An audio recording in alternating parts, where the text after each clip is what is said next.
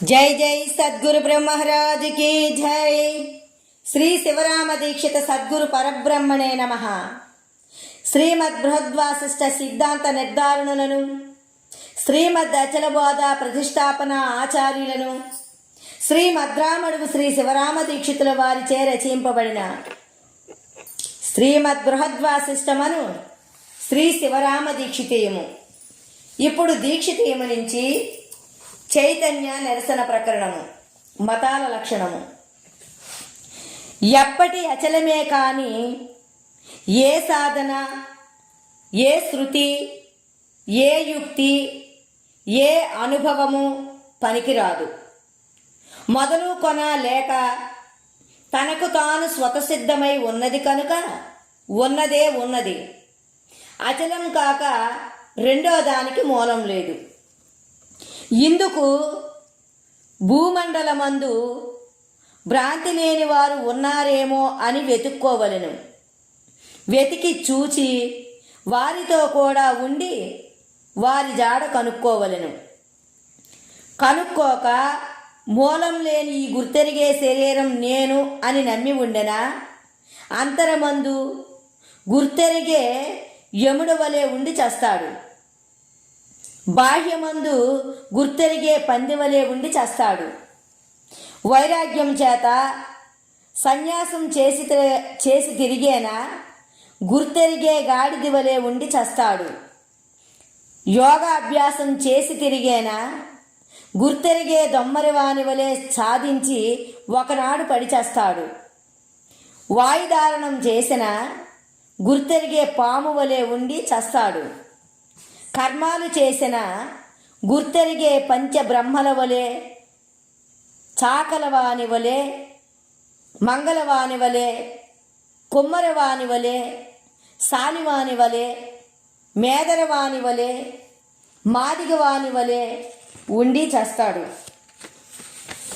ఏమి చేసినా మూలం లేని ఈ గుర్తెరిగే శరీరం ఏమీ లేదు అని చేసిన వాడే అచలుడు.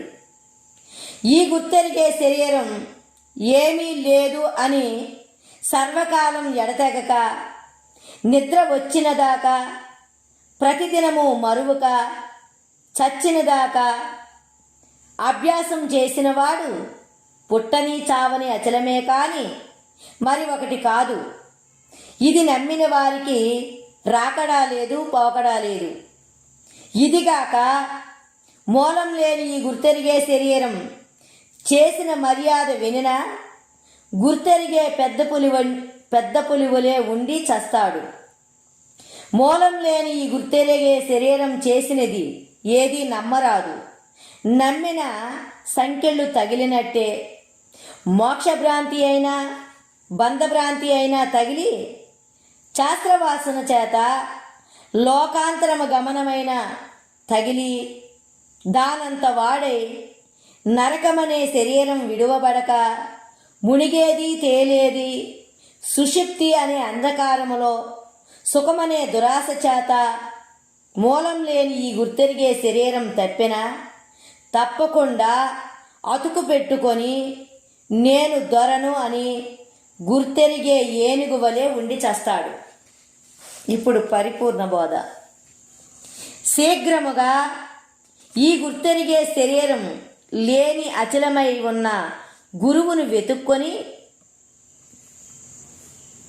శీఘ్రముగా ఈ గుర్తెరిగే శరీరము లేని అచలమై ఉన్న గురువును వెతుక్కొని వంచన లేక సేవ చేసి వారి ఎంగిలు తినుకుంటూ క్రియాశూన్యం ఎలాగూ, భోంచెయ్యకపోవటం ఎలాగూ, జన్మరాహిత్యం ఎలాగూ, ఈ గుర్తెరిగే శరీరానికి ఆధారము ఎవ్వరు, సకల నియమాలు, సకల అనియమాలు, ధర్మము అధర్మము, పుణ్యము పాపము ఎవరు చేసేవారు, ఈ 10 అడిగి తెలుసుకోవాలి.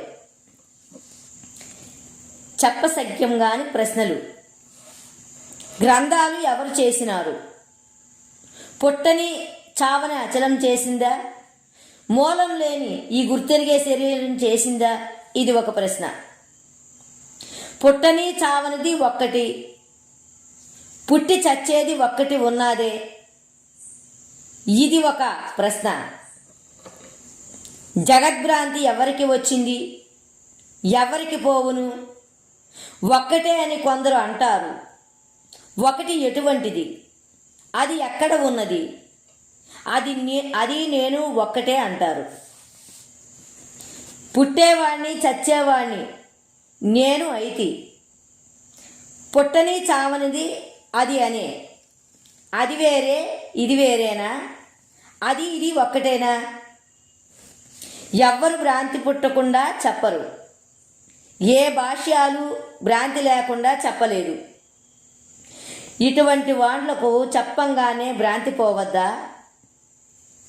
నిప్పు దగ్గరికి పోతే చనిపోయినట్టు ఉండవలే. దాహానికి పుచ్చుకుంటే దప్పిక తీరినట్లు ఉండవలే. భోజనం చేస్తే ఆకలి తీరినట్టు ఉండవలే. ప్రయాణం నడిచి ఇంటికి వస్తే ఆయాసం తీరినట్టు ఉండవలే. రోగికి ఔషధం ఇస్తే రోగం పోయినట్టు ఉండవలే. అన్నీ సరే గాని దాటించేవాడు గట్టివాడు కావలే. అయినా దాటించేవాడు చెప్పినట్టు వినవలే. వెనక వాడ మీద నుంచి కిందకు దూకితే వాణ్ణి ఏమి చెయ్యవలే? వానికే భయం ఉండవలే. సర్వకాలం గురుసేవ చెయ్యవలే. భార్య సేవ, కుమారుల సేవ, ప్రభువుల సేవ చేస్తే గాని వారు స్వాధీనం కారు. ఇది వారి వలే కాదు. దీర్ఘకాలం గురుసేవ చేత గాని భ్రాంతిరహితం కాదు. భ్రాంతిరహిత యుక్తి, భ్రాంతిరహితం అయ్యే యుక్తి. అద్వైతం వలె గుర్తెరిగే చైతన్యం నీవు అన్నట్టు కాదు. చిత్తులో చిత్తు విశిష్టం అన్నట్టు కాదు. నీవు వేరే ఈశ్వరుడు వేరే అన్నట్టు కాదు. నీవు జీవుడు నీవు ఈశ్వరుడు అన్నట్టు కాదు. ద్వైతము ఉన్నది అద్వైతము ఉన్నది అన్నట్టు కాదు. అంతా చైతన్యమనే సమరస జ్ఞానము అన్నట్టు కాదు. నేను గుర్తెరిగేవాణ్ణి గనుక అపరోక్ష జ్ఞానము అన్నట్టు కాదు. గుర్తెరిగే విషయీ అన్నట్టు కాదు. గుర్తెరిగే జ్ఞానమే బ్రహ్మము అన్నట్టు కాదు. ఇది గుర్తెరిగే దృక్కు కాదు. గుర్తెరిగే సాక్షి కాదు. గుర్తెరిగే సాక్షిని అన్నట్టు కాదు. నీవు గుర్తెరిగేవాడవు అన్నట్టు కాదు. మోక్షమనే భ్రాంతి వంటిది కాదు. బంధమనే భయపెట్టినట్టు కాదు. ఈ గుర్తెరిగే శరీరం ఏమీ లేదని చెప్పి సమాధానం చేసేవారు దుర్లభము. ఈ శరీరానికి మూలం ఉన్నదనే మూర్ఖులు విస్తారం.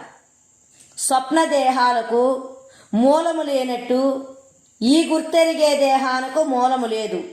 ఎంతవారికి తెలియదు. మూలం లేని ఈ గుర్తెరిగే శరీరమే నాకు మూలం ఉన్నది అని అన్నది. నమ్మవలనని నన్ను ఏమీ లేదని, నీళ్లలో చాపను బయట వేసినట్టు వేశారని, నేను నాకు మూలం ఉన్నది అనే అనుకున్నాను. పుట్టని చావనిది, మొదలు కొన లేనిది అచలం గనుక నా వంటిది కాదు. నా జోలే దానికి పట్టదు. మొదలు లేని నేను అచలములో ఉండి ఇన్ని వింతలు, ఇన్ని శాస్త్రాలు, ఇన్ని అవతారాలు ఎత్తుకుంటూ ఉన్నాను. నా మూలం ఎవ్వరూ ఎరుగరు. నేను రాతిని దేవుణ్ణి అనిపించి తీర్థాలు సాగించేదాన్ని. కట్టెను దేవుణ్ణి అనిపించి అందరినీ రప్పించేదాన్ని. నా జాడ నాకే తెలియదు. మందికేమి తెలుసునే? నాకు నేనే కానీ ఎవరితోటి ప్రయోజనము లేదు. నాకు నేనే వస్తా, నాకు నేనే ఉంటా, నాకు నేనే ఏమీ లేదు. నాకు నేనే మూలము. సముద్రములో చాప ఉన్నట్టు ఉన్నా. మొదలు కొనాలేని అచలం పుట్టదు, పుట్టించదు, చావదు. సర్వకాలం ఒక్క తీరే. మూలం లేని ఈ గుర్తెరిగే శరీరం ఉన్నట్టే ఉంటుంది, ఏమీ లేదు. భ్రాంతి లేకుండా చెప్పే గురువు దుర్లభము. భ్రాంతి లేని గురువు ఎక్కడ ఉన్నాడో అంటే అది వేదశాస్త్రాల చేత అవుతుందేమో అంటే ఈ గుర్తెరిగే పరమే సర్వం, ఈ గుర్తెరిగే శరీరమే సర్వం అన్నది కనుక సర్వకాలం వికారం తప్పదు. అది అంటే మూలం లేని ఈ గుర్తెరిగే శరీరం చేసింది కనుక మొదలు కొన లేనిది, పుట్టని చావనిది ఏమీ ఎరుగదు కనుక ఏమీ చెయ్యదు. సమస్తము ఈ మూలం లేని ఈ గుర్తెరిగే శరీరానికి తోస్తుంది. ఈ గుర్తెరిగే శరీరం ఏమీ లేకపోతే ఏమీ లేని అచలమే స్వతసిద్ధమై ఉన్నది. సరే, ఈ రోజుకు ఇంతటితో ముగిస్తూ రేపటి భాగంలో కలుసుకుందాం. జై జై